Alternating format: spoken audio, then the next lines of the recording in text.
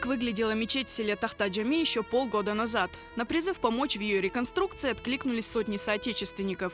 Люди собрали около 7 миллионов рублей. На эти деньги в аварийном здании отремонтировали крышу, устранили трещины в стенах, построили новый купол. Но чтобы открыть мечеть, необходимо доделать внутренние работы, сделать теплые полы и отделку. Для этого нужно собрать еще 1 миллион рублей.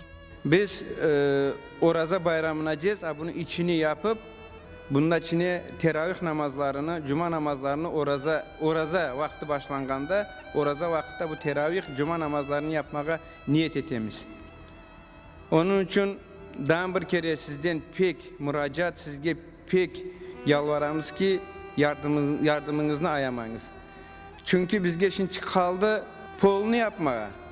Son duvarlarını şpaklivat etip boyalamaya. Tepede mına kubbenin boş yerine bu olacak ay, lustra, ay sıfatında olacak. Kısmet etse bunda asılıp duracak bu boş yerde. Bu hepsi sizin yardımınızla yapılıyor.